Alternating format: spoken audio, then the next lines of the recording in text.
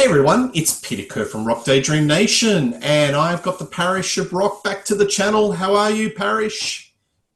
I'm really good. Thank you, Peter. Thanks for having me back. Really looking forward to this.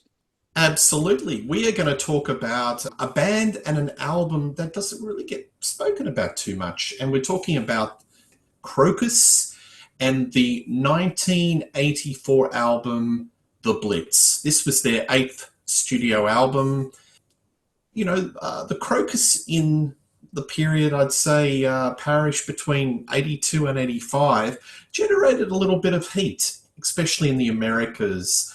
This album went gold, made a little bit of an impact in the UK and also Europe. Krokus was fronted by the vocalist Mark Storace and the guitarist Fernando von Arb. Most of the songs on this album were co-written between Mark Storace and Fernando von Arb. So what we're going to do is we're going to talk about the songs, do a deep dive, what we like about the album, what we don't like about the album, and at the end of the show, as we always do, give our summation. 2024 is whether we like the album or not. So, Parish, what was your first encounter with Krokus in the day? So my first encounter with Krokus was back in 1980. So you've got to bear in mind this was unfortunately just after Bon Scott had passed away. I'm not sure if Back in Black had actually come out by this point because that came out in August. And I heard Bedside Radio on the radio on the Tommy Vance show, and I thought. It sounded, well, I thought it was ACDC until he got to the end. I thought it was some long lost track by ACDC. And I thought it was really good. And then I noticed in the music paper that Krokus were playing at a town hall a week later, about half an hour from where I live. So I went and saw Krokus at St Albans Town Hall. They were headlining. I would say it was absolutely packed. Probably held about 600-700 people, and I thought they were fantastic. I thought Mark Storace was a brilliant frontman, excellent vocalist. The band looked different.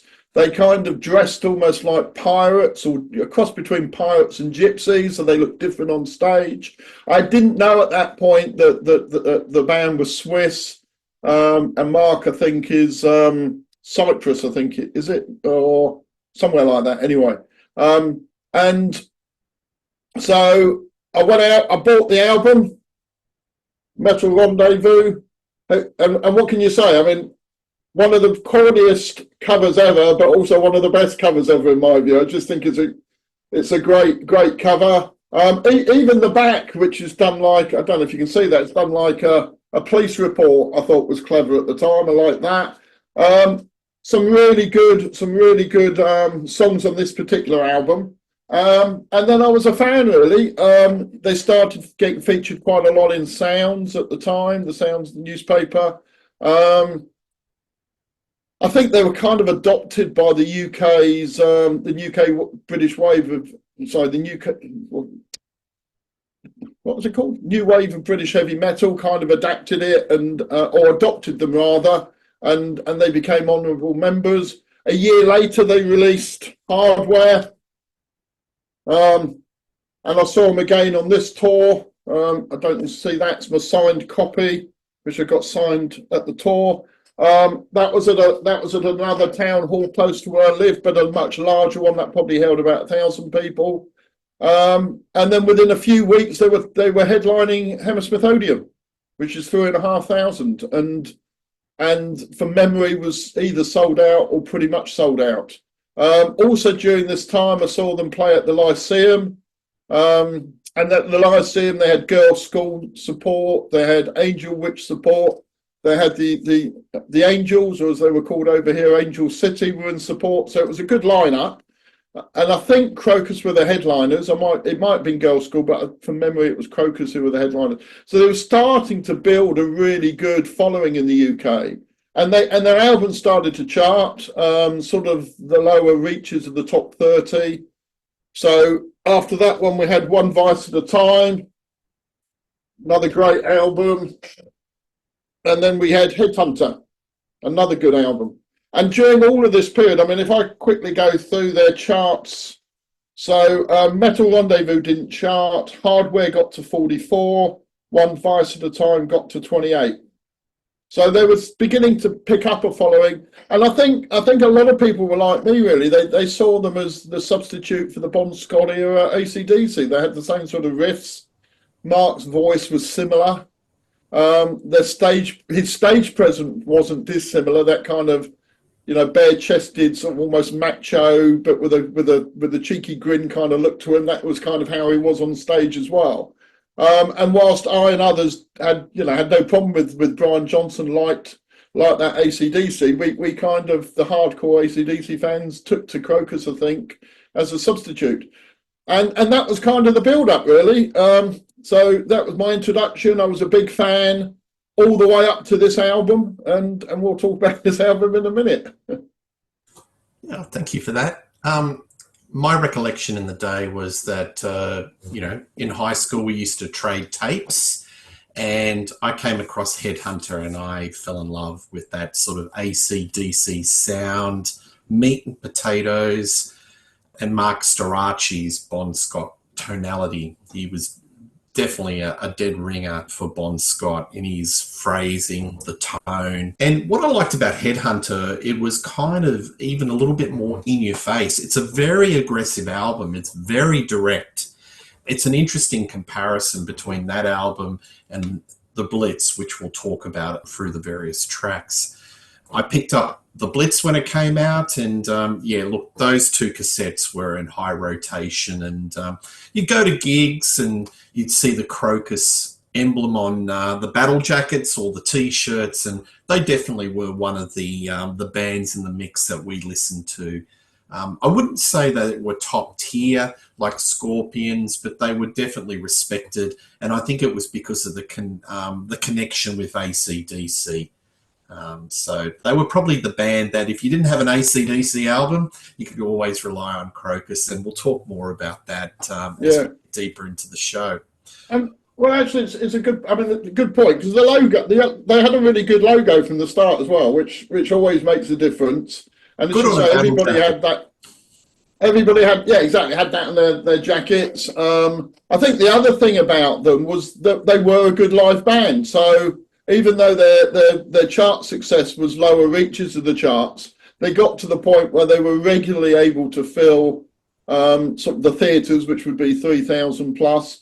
They would appear on things like Donington as a mid-placed band, but would always attract a lot of people to watch them because they just had that, they were just great fun live, and everybody enjoyed their performances. Yeah, absolutely. All right, well, let's do a bit of a track-by-track analysis of the Blitz. So this album, definitely a very polished effort. You've got the producer, Bruce Fairbairn, who was renowned for Bon Jovi's Slippery When Wet, Aerosmith Get a Grip, Pump, and AC/DC Razor's Edge. So the Canadian producer, bit of a superstar. Look at his CV, very impressive. So he was the go-to, and it's a very polished, modern-sounding album.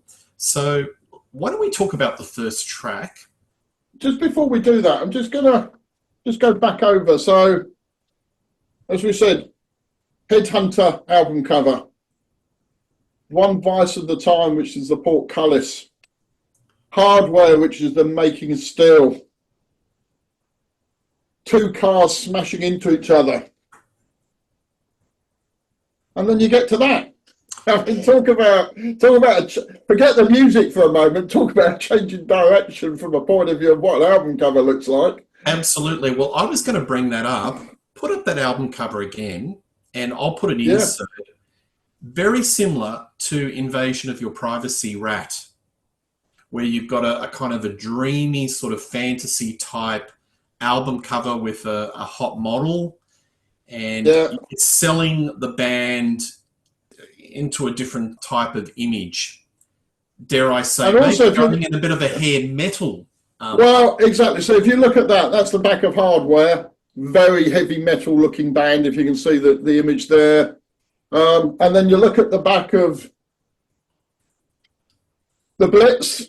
Yeah, so if you look at that, very glam rock, maybe not as glam as it became in the later 80s with Cinderella or Bon Jovi, but certainly at this time, very much into the look of a Rat band or other American bands at that time. So definitely going for a different image. And I find it interesting on the back, it says, it's got, before it says producer, being Bruce Fairbairn, it's actually got career direction Butch Stone.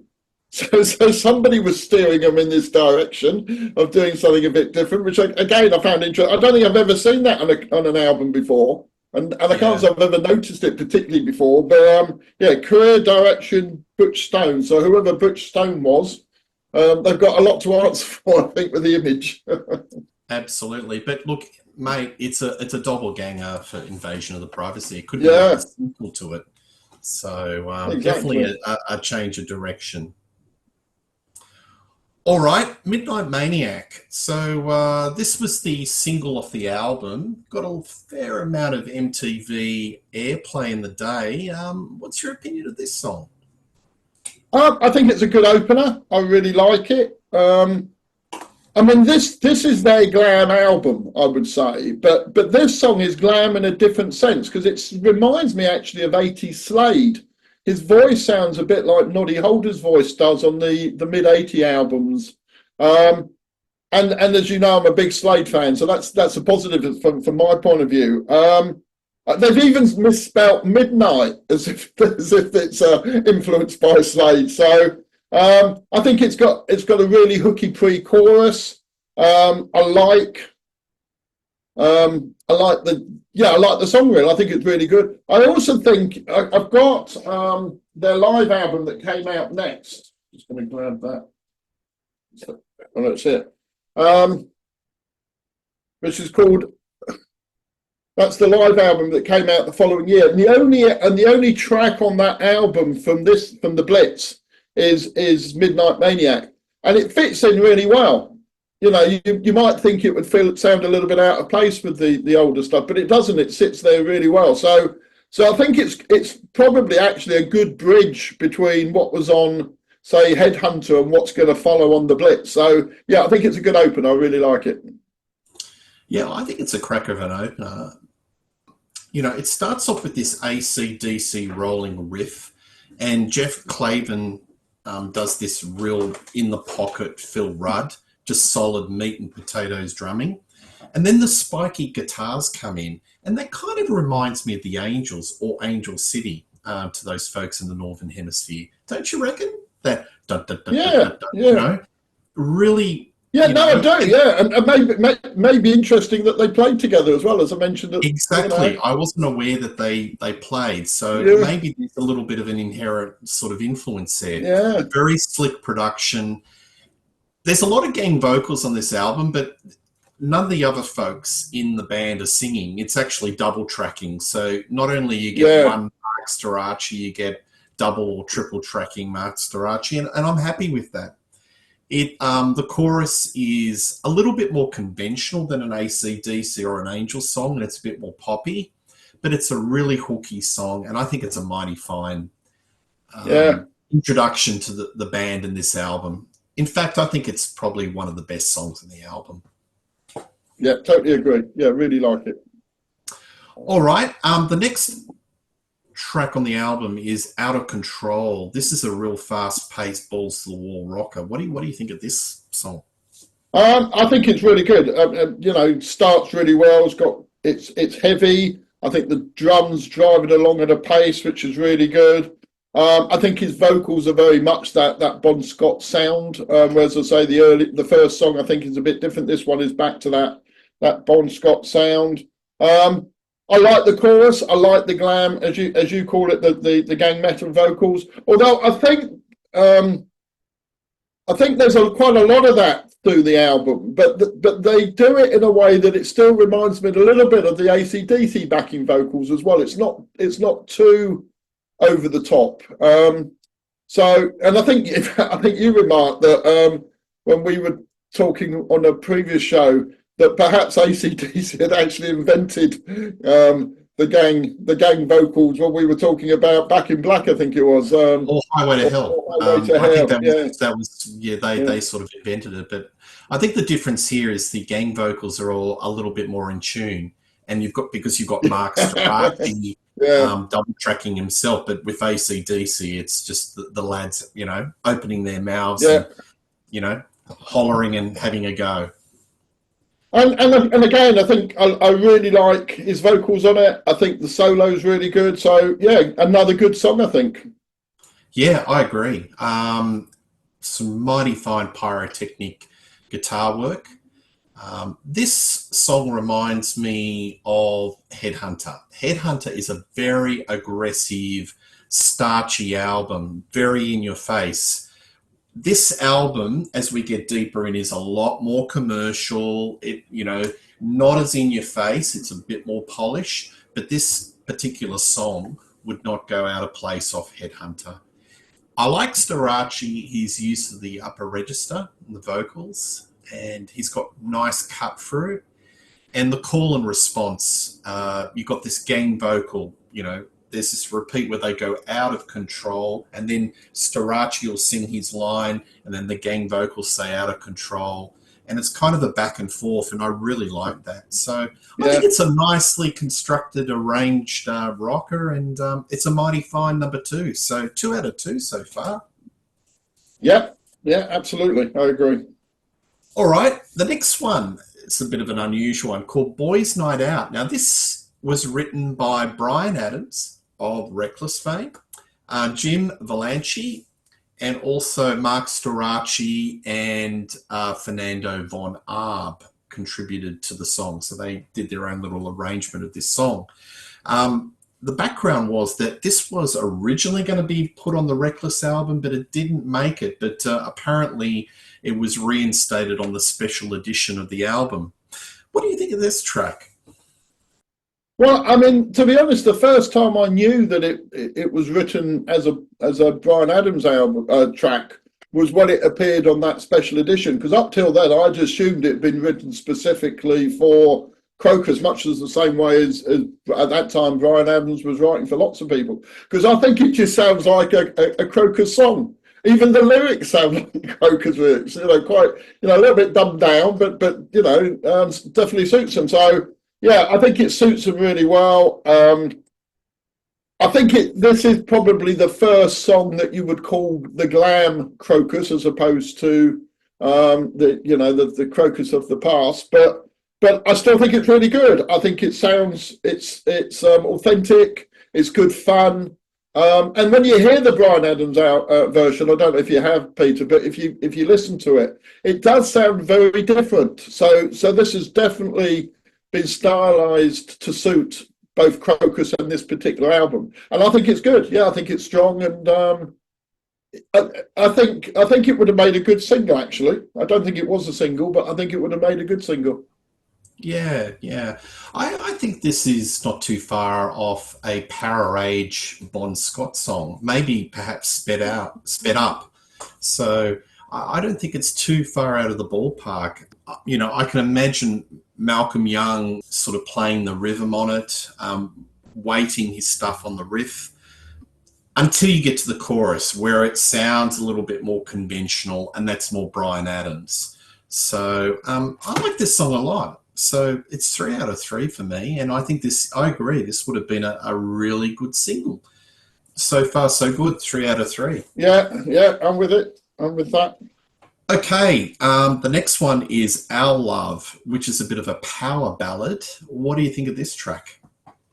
I really like it. I think it's one of my favourites on the album, actually. Kind of mid-paced rocker. It's certainly for Krokus. I think it's mature sounding. Again, I think it could have been a single. I think it would have been a good single. And it reminds me a bit of Kiss around this time. If you think of Kiss in '84, that would have been Creatures of the Night and Lick It Up, and you think of some of the songs on those albums. I think this sounds a bit like that. I'm not sure if Krokus toured with Kiss at this time, and we'll come on to that, who they toured with in a minute. But it has that.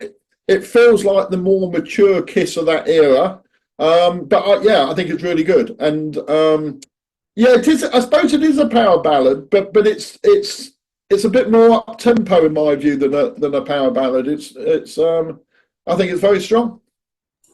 I wrote down if ACDC did a power ballad, question mark, question mark. Yeah, Perhaps, I don't know. yeah, I think it's a bit middling. It's okay. I don't think it's totally memorable. You know, it's melodic. Storace's in fine vocal form, but to me, after I finish the song, I don't remember it. And I used to play this album a hell of a lot in the day, but this is not a track that sort of lingers with me. So I guess we're well, all I mean, different things. well, I think, yeah, but I mean, where I'd agree was when I played this again, because I haven't played this for quite a long time. When I played it again, some of the songs I remembered. This wasn't one that I particularly remembered, so Yeah. I take your point about that. But again, it was like I was really pleasantly surprised because it's not, as I say, it's kind of got a maturity in there that I wasn't expecting really. So, Yeah. so whilst it's, I didn't remember it, it's certainly one that this time round I'm really enjoying. Yeah. One thing I have to point out is that the lyrics on this album aren't very strong. And I don't know if it's a English versus German or whatever language barrier, but it's very basic and very cliched. So there's no lyrics here that are very deep. No, but I mean, funny you should say that because when I was thinking when I was listening to this, when we've spoken about say Saxon, we said the lyrics had been dumbed down and the lyrics were very corny and typical of the time, and that's certainly the case with this. This is very hair metal type lyrics, but the thing is. Krokus never had good lyrics. I mean, you go back to the earlier albums with songs like Smelly Nelly or Long Stick Goes Boom. They never had good lyrics. So you can't say that they've dumbed down the lyrics to suit hair metal because I think this is just how they write. And I think you're probably right. They write in a way because I mean I think the Scorpions suffer from this from time to time as well. That they write lyrics that sound good to them without realising it doesn't really translate across to English. Yeah. I think there's a bit of a translation, but Yeah, I wouldn't say they're bad, but I'd just say they're kind of at ordinary level. yeah, They're very average at best. But the music, Storace's voice, the arrangements are so compelling, you kind of forgive it. yeah, Um, exactly. so, all right, out to lunch. Well, which is what we've just said is a really good introduction to this one, because the song title "Out to Lunch" has absolutely nothing to do with the song. In the chorus and the verses, there's no connection at all, and I can only assume that somebody had said it and they just thought it sounded really good as a phrase, because well, I mean, normally, I mean, I don't know about with you in Australia, but over here, if you say somebody's out to lunch, it means they're not quite all there. That maybe they're having an off day or they've been out on the booze the night before or something. So you'd expect, certainly I would, I'd expect the lyrics to be something like that, and they're not. They're just typical, Krokus lyrics with that title. But putting that aside, I do like the title because it makes me laugh. I think it's a great title. Um, but what I like is, I mean, this reminds me of Def Leppard's "Let It Go." Certainly in the verse, it's got that. It's yeah. I mean, I played it a couple of times. I was thinking, no, this sounds just like another song, and I couldn't think of what it was. And then it came to me that it was "Let It Go" from High and Dry, and I think it's really good. I like it. The chorus, I think, is more sort of Motley Crue, so they kind of blended a bit of Def Leppard in the verse more to a sort of a glam metal or hair metal chorus. But again, I think it's a good song. I like it. I like, as I say, I like I like the title. I like the chorus around the title of the song. And I would say it finishes off side one as it would have been back in the vinyl days really well. And yeah, I think it's a good, it's a good side one as a result of that. Yeah, look, I agree. I think it's a nice crunchy four on the floor song. It's got beautiful crunchy guitar riffs. You've got the gang vocals. So I think the edgy rhythm guitar in this song gives it a lot of energy. Yeah, it's a mighty fine way to finish side one. So it's a very solid start to this album. So Yeah. to lunch, not much to complain about. All right, so you flip over the album, and Krokus always used to love doing a cover version, and some of the covers would work and some didn't work. Ballroom Blitz, the uber hit for the suite, was the track that they chose to put on side 2, track 1. What do you think of this song? I just wrote down why. I don't like it at all. I don't think it fits the album. I don't think it's a particularly good version. They've lost the kind of the Mick Tucker's drumming, which I think is what drives her along the suite version, is either not there or it's really low in the mix that you can't really hear it. It hasn't got the humour of the original version. It takes itself, it just takes itself too seriously. I think it kicks off side 2 really poorly. I mean, all the way up to this point, I'm thinking this is a really good album. You flick it over and you go, well, for me anyway, it's no. And I wonder why they did it, really. I mean, did they do it because they wanted to have a pseudo title track and the album was going to be called The Blitz, so they put it on to give them a title track? Quite right, having a hit. Yeah. Yes, that's my answer, because Quiet Riot hit pot gold with Come On Feel the Noise. So Metal Health was the first US heavy metal album that went to number 1. It beat, it charted higher than Michael Jackson Thriller. And that's no mean feat. And it was off the back of that song. So, the record company, Krokus, are looking and looking at the discography of the suite and seeing that this was their, bit of a hit in the States. Let's do it.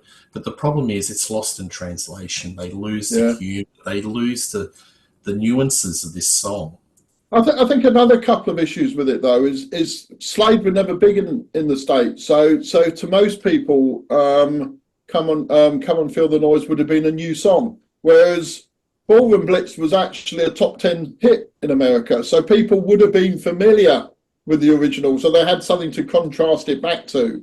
So I think that's an issue. I do wonder whether they were playing it live at the time and it was going down well on the tours. I mean, I don't know if they were playing it live, but I can imagine if you're watching them live and they played it mid-set or maybe even as a first song and an encore, the crowds would like it because it's something that's familiar.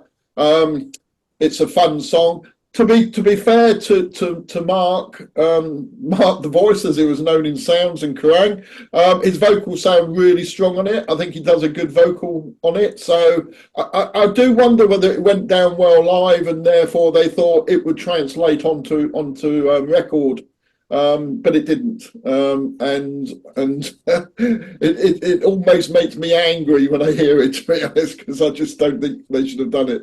Yeah. I don't think they had a good ear for cover songs, to be quite frank, because that diabolical Change of Address album in 1986, they did Schools Out, which is even worse. I played this album this afternoon just to get a bit of context, because when I'm doing these shows, I like to hear the album before and the album after, so to get a little bit of a sense of a lineage. And that's another song where they just completely lose the meaning.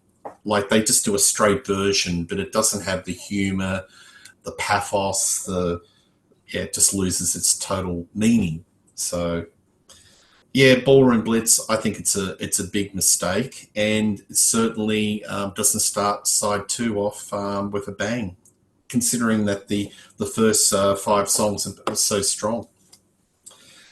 All right, we go to the next song, which is Rock the Nation. What do you think of this song? Again, I think it's good. I like it. It has another sort of Def Leppard sound to it. And when I was doing a bit of research for this, I found that they'd actually toured with Def Leppard on their Pyromania tour throughout '83. So I think you can see that influence coming in on a few of the songs, including this one. But I like it. I like the middle bit where it slows down a bit and then the guitar kicks back in. I think the song title and the chorus is a bit cliched, but as I said earlier, I kind of give Krokus a free pass on that because that was always the case. But yeah, I think they're back on. Ballroom Blitz is a bit of a drop in form, but I think they're back onto a good song with this one. Well, the lyrics: rock the nation, rock the crowd, rock the nation. Yeah, it's not terribly deep, but it's got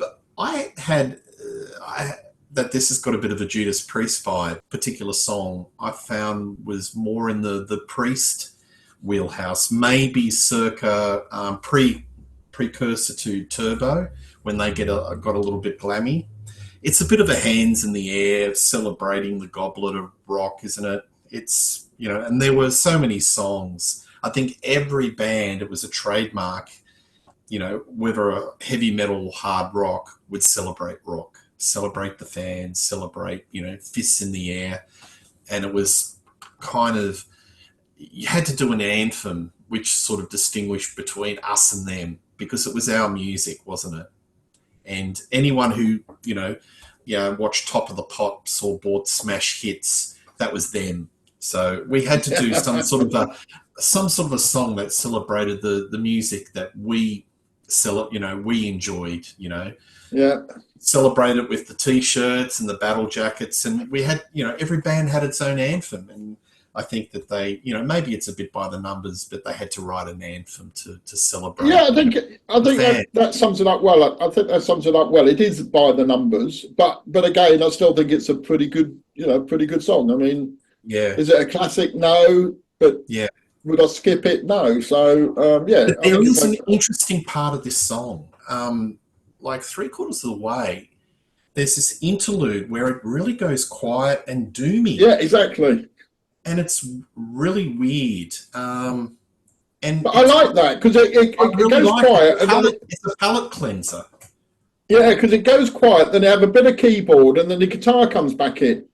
Yeah. And I think in some ways it saves the song, actually, because by that point you're probably getting a bit bored, and then all of a sudden it does that, and you go, oh, that's quite good, and yeah, I like it. Yeah, I do like that bit. If I had a punt, I reckon that's the producer has said, let's vary it up. I reckon that's a Bruce Fairbairn.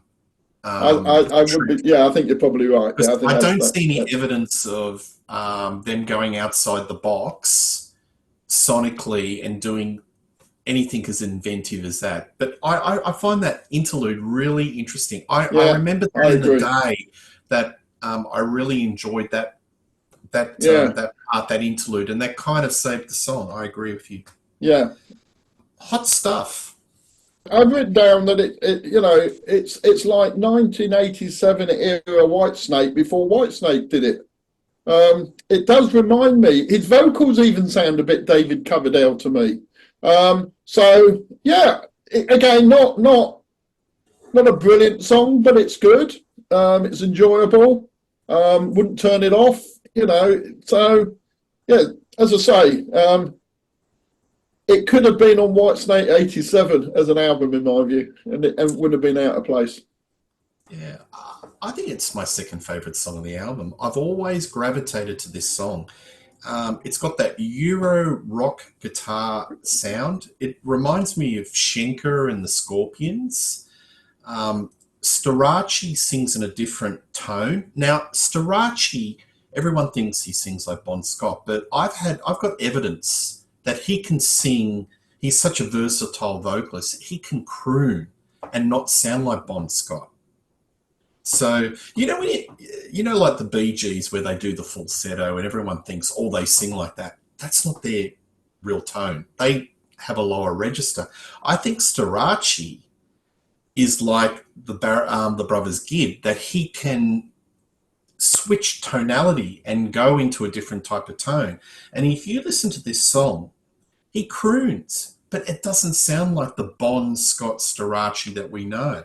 Yeah. And it adds a little bit of flavour, something that's completely different to the rest of the album.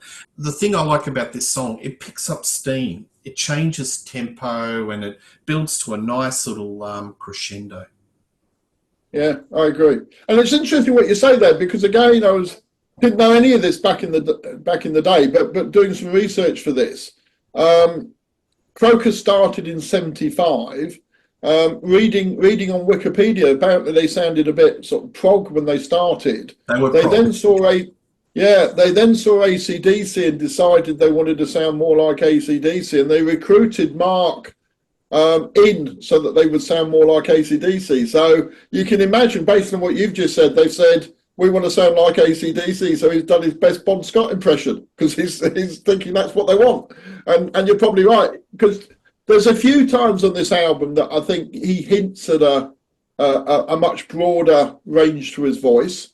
So yeah, I mean, I've not really heard him doing the crooning bit, but I could see he's got a much more versatile voice than he normally, not more than the screaming that he would normally do. Well, what about the Diabolical Change of Address? Listen to that album, Yeah. and he's got Steve Perry. He's the tonality of that album. The tonality of his voice on that album is different as well. A lot of the songs, I mean, that album's very AOR, and they completely, were just at the beck and call of the record company to change it and into something that was way too radio friendly. It's completely different to the Krokus that you and I love. Yeah. But his vocals on a lot of those tracks sound like Steve Perry. I'll have to go back and listen to it, because you were saying about listening to the album after this one. So I was listening to the live album because that was the next one I had. I kind of got turned off at that point. I mean, I liked him up to that point. I didn't like the one afterwards, and I must admit, I don't think I've heard it. I think I bought it at the time, played it once or twice, and that was it. But I have seen on interviews, though, that they've said that they were, through the 80s, they were more influenced by who they were touring with than they were by the record company. So they toured with Def Leppard, they sound a bit like Def Leppard. I suspect they toured with Journey, from what you've just said, and maybe sounded, whether that was a conscious, this is who's big, we should sound like them, or whether they were just more like magpies that they were pinching ideas off other people, I'm not sure. But yeah, they said themselves that they went through a phase of becoming mimics of whoever they were touring with.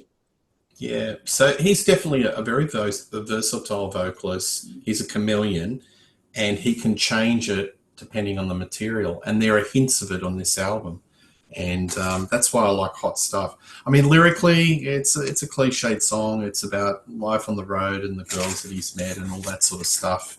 Not well beating. Ready to Rock. So what do you think? This is the final track on the album? I think, well, it's another one that reminds me of Def Leppard. Whether it's because it starts and it sounds a bit like Stage Fright with its fake live sound to it. But yeah, I think it's got a Def Leppard sound to it. I think the vocals a bit like the first song. In the chorus, he reminds me of 80s Noddy Holder, which isn't a bad thing. I think it's a good song to finish the album. Side one we say the whole of side one was really good, and I think side two has been building back up again, slowly from the low point of Ballroom Blitz, and I think this is a good solid finish to the album. I think certainly if you were listening to it now on vinyl or cassette or whatever back in the day, it's a good track that you'd instantly want to flip it back over and listen to the album again. So it does that to it. Yeah, I think it's a good finish. Again, I think it could have been quite a good single. I think they missed a trick with it not being released as a single. It really does fit in with a lot of the songs that were in the charts at the time. Yeah. But as I say, I'm convinced they nicked the start from Stage Fright because it's just got that same sort of fake live sound to it at the beginning. Yeah, it's very Def Leppard. It's more hair metal than AC/DC. It's got some fine guitar work. There's a lot of finger tapping, firing on all cylinders on the last track. Nice drumming, a couple of triplet drum fills all the way through. And you've got that call and response. So I think it's a fine finish to the album. So Yeah, the album finishes off with a bang, starts off with a bang Yeah. and finishes with a bang, and it's fairly consistent all the way through. Look, I think the weaknesses are the lyrics. I think that the playing's fine. Storace's vocals are really, really good, really strong. I've got to point out that when Bond died, his name was bandied. But I don't know. I did a show on Rock Daydream Nation. Folks, check it out. And it was about, hypothetically, other singers. If the job didn't go to Brian, how would they have gone in ACDC? And I've always said that out of all the candidates that were in the mix, excluding Brian, Mark Storace had the most Bond-like tone out of everyone. You can't sort of talk about this band Krokus without mentioning ACDC, and I've got a theory that the reason why they had a fair amount of success in America, they attained gold status, they were in the lower reaches of the top 40, a bit of a draw card, was that, you know, if you liked ACDC and you'd like Bon Scott, but not necessarily didn't like Brian and the album Flicker the Switch, which came out in 1983, then we've got another band called Krokus, and that's like a substitute. What do you think? I think that's certainly the case in the UK. I think, as I said earlier, and I was one of those, you know, we were looking for an AC/DC substitute. I think it's the same reason we like Rose Tattoo. I think it's why some of us like the Angels, although they didn't do too well over here, because unfortunately at the time the rockers and the mods had been a bit of a revival, and the way they looked a bit like mods. So I think a few people took against the Angels because of the look rather than the sound. But I think generally people were looking for that sort of AC/DC sound, or, you know, looking for the sound. I think also it did feel a little bit that AC/DC on Back in Black became so big that you know, they'd been taken away from us a bit. So you know, we wanted our own band. We didn't want a band that the masses liked. So I think Krokus helped fill that void as well. I think it's interesting in the States, though. This album was their biggest album, wasn't it? I mean, I was looking at the stats, and Headhunter. This got to number. Oh, sorry, Headhunter was. You're right. Headhunter was 25, and this got to number 31. Yeah, they both attained gold status, so they were similar. Yeah, both big sellers. But I think the point I'm making, especially with the Blitz, was that Flicker the Switch was a big disappointment. Yeah. And, you know, it's an album that's actually picked up critical legs over time, but in the day, it was seen as a bit of a flop. And I'm just thinking that, you know, people may have gravitated to this album because it's like what a traditional AC/DC sounding or a singing album should be. You know what I mean? Well, I think they were also. I mean, I was looking at their touring. I'm looking at you know, all the gigs they were doing, and throughout '83 and throughout '84, they spent the whole time supporting and touring the States. And back then, you know, you could push an album, couldn't you, if you were touring the States? And I think, therefore, people who was, you know, whether it was, I mean, and they were touring with everybody. You know, they were supporting Def Leppard, but they were also supporting Sammy Hagar. They were supporting Blackfoot. They were supporting, you know, you name who was doing well at the time in the States, and Krokus seemed to be on their tour. So I think that was getting them to a wide audience. And as you say, those people would have liked AC/DC and would have, you know, liked the Bon Scott sound. So yeah, I think they were seeing that, and they were being drawn to it. Yeah, so I think it's on two fronts. If you were disappointed with Flicker the Switch, try us. Or if you don't like the vocals of Brian, try us. So I think that's how they attain. Yeah. No, I can see that, and I think that's why they died off, because in the UK, certainly Headhunter was pretty strong, but this didn't chart at all in the UK, the Blitz. And then you go to Change of Address, And then now they're dropping down in the States to 40, got to 45, then Heart Attack to 87, and pretty much everywhere else they weren't charting. So I think the further they moved away from that ACDC sound, their success started to drop away. And it was probably parallel that ACDC's fortunes in the mid-'80s onwards weren't as strong as what they were in the early 80s. So if ACDC aren't doing so well, the bands that are sort of like sound like them wouldn't, they would be on a similar roller coaster. So you had ACDC come out in 85 with Fly on the Wall, and then, Who Made Who. Maybe I've got my years muddled, but you know what I mean. That period between mid-'80s to the later 80s, that was not ACDC's strongest period commercially. Until they resurrected with the Razor's Edge. That's when they had a bit of a turnaround. But look, Change of Address is you listen to it and you scratch your head because they've sort of lost that sound. It's very polished. The drums sound processed. Now you've got keyboards, Storace singing in a different tonality. Sometimes you just got to keep it simple, the old KISS principle. And, if you change the direction, then, you lose your audience. Yeah, absolutely. I mean, the other thing I found interesting looking at them over the last few days is they're back touring again. I hadn't realised they'd released an album a little while ago now, but fairly recently. And 4/5 of the band is still the same band. So it's only the drummer that's not the drummer from that 1980 through to 80, or sort of through the 80s. The rest of them are back with the band. So they're definitely, quite often we criticise heritage bands coming back and they've only got one member from the original lineup. Well, okay, might not be the original lineup, but certainly from their successful lineup, 4/5 of the band are still there. So I'm definitely gonna keep an eye out for them now to see if they tour the UK again or play any gigs over here, because I'd love to go and see them one last time. I think. Sure. I think it'd be good fun. Sure. And another thing that we've just got to have a quick note with, that probably was a mistake, is image-wise, aligning them with hair metal was always going to be fraught with some sort of danger, because, if you're basing a lot of your band on image, then it's kind of got a short shelf life, hasn't it? It has, yeah.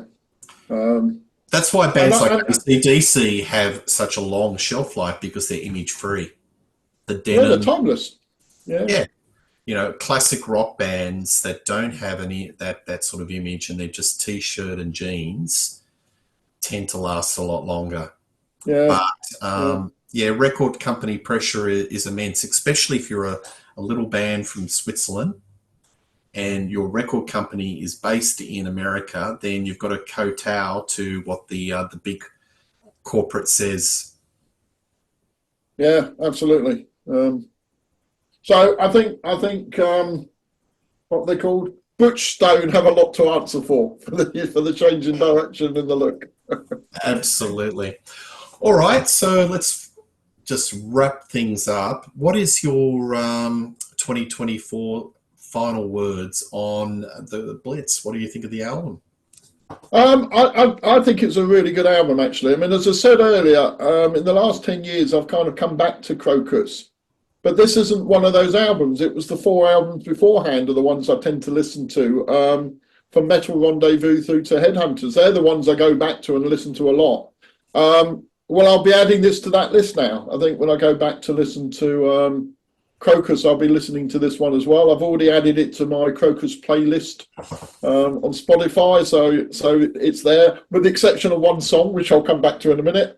I like the elements of where they do sound like a little bit like others. So, there's a mix of ACDC, but there's a bit of Def Leppard in there. I can hear a bit of 80s Slade, bit of Whitesnake. I like all of that stuff, so it's no bad thing for me. The thing I find quite interesting is that there's quite a lot of bands now, new bands that are going back and have a sound like the 80s. So bands like the New Roses from Germany or Heat from Scandinavia. And if you were to listen to this and didn't know it was Krokus and you thought it was a new band, you'd think they'd really captured really well the sound of that time, with that mix but it still sounds quite fresh. It doesn't sound dated particularly. It sounds like a modern band with which is influenced by a band, bands of that time. So from that point of view, I think it's held up well as an album. Sometimes, we've spoken about some of the other albums where they sound dated. I don't think this does sound particularly dated. I think the production is fine. I think he became a better producer as he went on, but you can see that Bruce Fairbairn was still a good producer back at this point. I think the choice of the Bryan Adams song was a good choice. So if you're going to go for an outside writers, they've done well with that. So overall, I'd give it a 7 out of 10. And I'd say it's 8 out of 10 for the original material and -1 for the suite cover. So that gives it a 7 out of 10 overall. Yeah, look, I'd give it a 7 out of 10. I think it's a really solid album. I've really enjoyed revisiting it. I think the strong points are the arrangements, the performances are mighty fine. Storace's in fine voice. Negatives, the lyrics are a little bit cliched. The diabolical cover of Ballroom Blitz is definitely a -1, but all in all, it's pretty solid. I can see they're going for a much more commercial sound. To me, I still think the high watermark of Krokus is Headhunter. I love the in your face. It's very hard hitting. So if I was going to suggest to a newbie to the Krokus catalog, I'd point them to Headhunter, because there's a lot of energy and a lot of heavy metal greatness. Well, I think any of those four. I mean, those four I mentioned. I think you could go to any one of those and you wouldn't be wrong. I mean, I like them all equally. I do also think with this one, it would be interesting if they if it was brought out again by one of these smaller labels and they dropped the suite cover. And they actually gave it an album cover more like those earlier ones, which made it look more heavy. I wonder how it would sell. I think it would sell a lot better, because I think anybody who come across it now would be put off by that album cover. And I think a much better album cover, or more heavy sound, looking album cover, I think would draw new listeners into it myself. Absolutely. Well, Parish, as always, a pleasure to have you on the show. You can see the Parish of Rock on the Contrarians. And I just really enjoy having a bit of digging out these old nuggets or albums that people kind of forget and doing a reappraisal in 2024. So I'm sure that we're going to pick another album to bits, get the microscope out and do a synopsis. So tell us what you think of Krokus. Do you rate this album highly? Is this your favorite Krokus album? What's your favorite Krokus album? Tell us your thoughts. We really enjoy reading all comments. Please like and subscribe to Rock Daydream Nation. But one thing's for sure, you'll see me and the Parish of Rock doing more shows in 2024. I'll see you later, and cheers. Thanks.